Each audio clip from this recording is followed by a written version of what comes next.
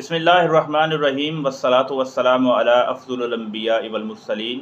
السلام علیکم ناظرین، آپ منصور احساس آفیشیل دیکھ رہے ہیں۔ میں منصور احساس ہوں۔ ہم بات کر رہے ہیں انسانی زندگی پر منشیات کے خوفناک اثرات کی۔ یاد رہے کہ عالمی سطح پر ہر سال 26 جون کو اقوام متحدہ کی جانب سے دنیا بھر میں منشیات کے استعمال اور اس کی غیر قانونی اسمگلنگ کے خلاف علامتی طور پر ایک دن منایا جاتا ہے۔ اور یہ دن منانے کا مقصد یہ ہے کہ لوگوں کے اندر یہ شعور پیدا کیا جائے کہ ڈرگز یا منشیات کا استعمال کتنا نقصان دہ اور کتنا جان لیوا ثابت ہو سکتا ہے۔ اب سوال یہاں پہ یہ پیدا ہوتا ہے، کیا 26 جون ہر سال جب ہم منشیات کا دن یہ مناتے ہیں، اسمگلنگ کے خلاف،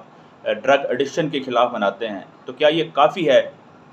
ہمارے لیے کہ ہم منشیات سے رک جائیں یا سوسائٹی کو اس سے بچا سکیں؟ نہیں، یہ کافی نہیں ہے، بلکہ اس سے بڑھ کر ہمیں لوگوں میں، معاشرے میں، نوجوانوں میں اور ان ٹین ایجرز میں جو اس کا شکار ہو رہے ہیں ان کو آگاہی دینے کی ضرورت ہے، ان کو روکنے کی ضرورت ہے کہ یہ منشیات کا استعمال یا اس کی اسمگلنگ یا اس کا کاروبار ہمارے فرد، معاشرے، خاندان اور ملک و قوم کے لیے کتنا نقصان دہ ہو سکتا ہے۔ افسوس کی بات یہ ہے کہ اس کے اوپر ابھی تک ہائر اتھارٹیز کی جانب سے حکومتی لیول پہ اس طرح کی خاطر خواہ انتظامات نہیں کیے گئے کہ ملک کے نوجوانوں کو، ٹین ایجرز کو، جن کی عمریں تقریباً 15 سے 22 سال کے درمیان ہیں، 15 سے 25-30 سال کے درمیان جن کی عمریں ہیں، نوجوانی کے عالم میں وہ لوگ شکار ہو جاتے ہیں، نشے کے عادی ہو جاتے ہیں اور اپنی زندگیاں تباہ کر بیٹھتے ہیں، چلتی لاشیں بن جاتے ہیں، اور نہ صرف اپنے لیے بلکہ اپنے خاندان کے لیے، معاشرے کے لیے ایک ناسور بن جاتے ہیں۔ اور ایک وقت ایسا آتا ہے کہ وہ زیادہ سے زیادہ یعنی سارے کے سارے نشے کے اوپر ڈیپینڈنٹ ہو جاتے ہیں، ان کا کوئی پرسان حال نہیں ہوتا، ان کو وہاں سے اس نشے کی لت سے نکالنے والا کوئی نہیں ہوتا، اور مایوسی کے اس گھٹا ٹوپ اندھیرے میں وہ گر جاتے ہیں۔ منشیات سے مراد وہ تمام چیزیں ہیں جن سے عقل میں فطور اور فہم و شعور کی صلاحیت بری طرح متاثر ہو جاتی ہے۔ لفظ منشیات یا ڈرگز کا اطلاق ہر اس شے پر ہوتا ہے جس میں کسی بھی طرح کا نشہ پایا جاتا ہے، خواہ یہ ٹھوس ہو یا مایا کی حالت میں ہو۔ اب دیکھنا یہ ہے کہ منشیات کا یہ جو رجحان ہے یہ کیوں بڑھ رہا ہے، اور اس منشیات کے اس رجحان کے لیے اسلام کی کیا تعلیمات ہیں اور اسلام نے اس کے اوپر کس طرح کڑی ضرب لگائی ہے۔ سب سے پہلی بات تو یہ ہے کہ ہمیں جب دین کی تعلیمات آ جائیں گی اور دینی اصولوں کے اوپر ہمارا معاشرہ جب کھڑا ہو جائے گا تو پھر بہت مشکل ہو جاتا ہے کہ ہم ڈی ٹریک ہوں۔ بس کمی اس بات کی ہے کہ ہماری سوسائٹی میں گائیڈنس بہت کم ہے، رہنمائی بہت کم ہے، ہدایت کے سرچشمے بہت کم ہیں، اگرچہ ہیں لیکن زیادہ تر لوگ نیگیٹیوٹی کی طرف جاتے ہیں اور تباہی اور بربادی کی طرف جاتے ہیں۔ ہم نے دیکھنا یہ ہے کہ لوگ کس طرح نشے کے عادی ہو رہے ہیں۔ ایک فرد جب ایک خاندان میں سے نشے کا عادی ہو جاتا ہے، اگر وہ بیٹا ہو تو اس کے بہن بھائی، اس کے والدین، اس کے رشتہ دار اس کی وجہ سے پریشان نظر آتے ہیں، اس کی وجہ سے وہ خاندان پورے کا پورا بدنام ہو جاتا ہے۔ اگر اس کا تعلق پیرنٹس کے ساتھ ہے، اگر کوئی باپ نشے کا عادی ہو جاتا ہے تو اس کی اولاد، اس کی بیوی، اس کے بچوں کی زندگی اجیرن بن جاتی ہے، معاشرے میں وہ منہ دکھانے کے قابل نہیں رہتے۔ اور کچھ مقامات تو ایسے ہوتے ہیں کہ کچھ لوگ، کچھ خاندان، کچھ سوسائٹی کے افراد جو نشے کے عادی ہوتے ہیں، ان کے تمام رشتہ دار جو نشے کے عادی ہوتا ہے اس کے نشے کی اس عادت کو چھپائے رکھتے ہیں، جس کی وجہ سے اس کا پراپر علاج نہیں ہو پاتا۔ تو یہ بات بڑی سمجھنے کی ضرورت ہے۔ تمام والدین کے لیے یہ لمحہ فکریہ ہے کہ ان کو چاہیے کہ وہ اپنے بچوں کے اوپر نظر رکھیں، ان کی فرینڈ شپ کے اوپر نظر رکھیں، ان کی ایکٹیویٹیز کا دھیان رکھیں، ویجیلنٹ رہیں، چوکنا رہیں کہ ان کے بچوں کی کیا سوسائٹی ہے، وہ کن کے ساتھ بیٹھتے اٹھتے ہیں،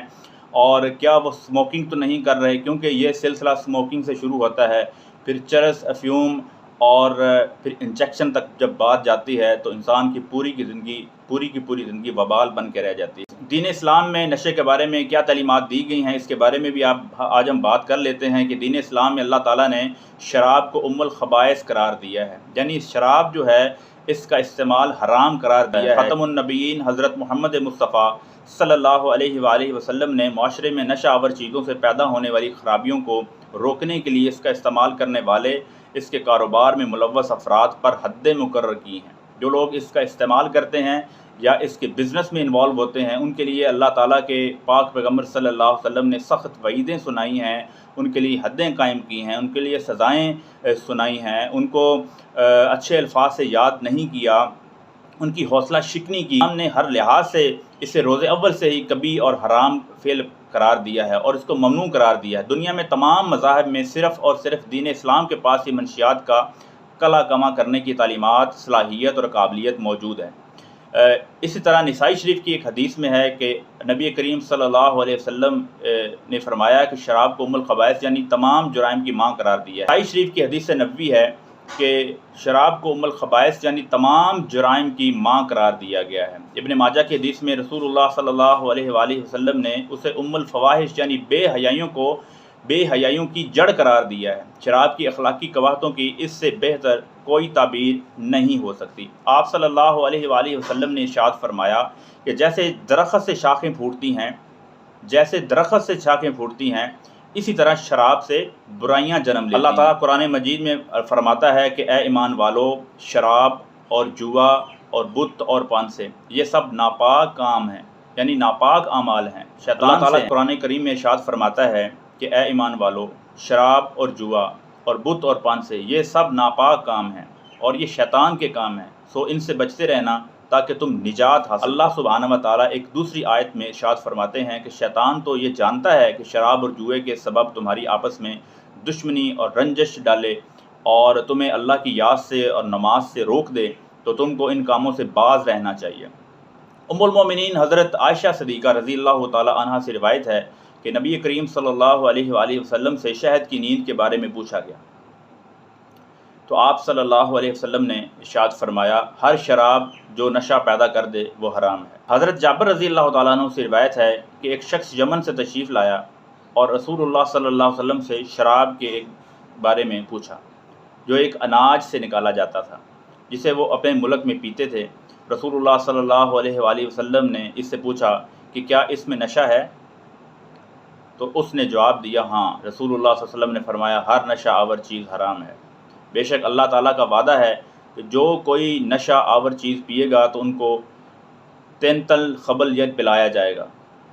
انہوں نے پوچھا، اے اللہ کے رسول، یہ تینتل خبل کیا ہوتا ہے؟ آپ نے فرمایا، جہنمیوں کا پسینہ یا پیپ، یعنی جو شخص یا جو لوگ نشہ آور چیزیں پیتے ہیں ان کو جہنمیوں کا پسینہ یا جہنمیوں کی پیپ پلائی جائے گی۔ شراب اور نشہ کے ضمن میں رسول اللہ صلی اللہ علیہ وسلم نے ایک اور واقعہ بیان کیا ہے کہ ایک خوبصورت عورت نے اپنے پاس شراب رکھی اور ایک بچہ کو رکھا اور ایک شخص کو مجبور کیا کہ وہ تین میں سے کم از کم ایک برائی ضرور کرے، یا تو وہ اس عورت کے ساتھ بدکاری کرے یا اس بچے کو قتل کر دے یا شراب پیے۔ اس شخص نے سوچا کہ شراب پینا ان تینوں میں کم تر ہے، اس نے شراب پی لی، لیکن اس شراب کے پینے کے بعد اس سے باقی دونوں گناہ بھی سرزد ہو گئے۔ آج ضرورت اس بات کی ہے کہ جتنے بھی وہ لوگ ہیں جو ہماری سوسائٹی میں موجود ہیں اور وہ نوجوان ہیں، اور زیادہ تر وہ ایڈونچر کے نام پہ، دوستوں کے ساتھ فرینڈشپ کے نام پہ اور انٹرٹینمنٹ کے نام پہ، فن کے نام پہ وہ نشے کی لت میں مبتلا ہو رہے ہیں۔ پیرنٹس سے یہ گزارش ہے کہ ان کے اوپر کڑی نظر رکھیں۔ اللہ تعالیٰ سے دعا ہے کہ اللہ تعالیٰ ہماری سوسائٹی کو، ہمارے خاندان کو، ہمارے افراد کو نشے کی اس موذی لت سے نجات عطا فرمائے۔ اسٹے بلیسڈ منصور احساس کی طرف سے اتنا ہی۔ منصور احساس کو منصور احساس آفیشیل سے اجازت دیجیے۔ اللہ نگہبان۔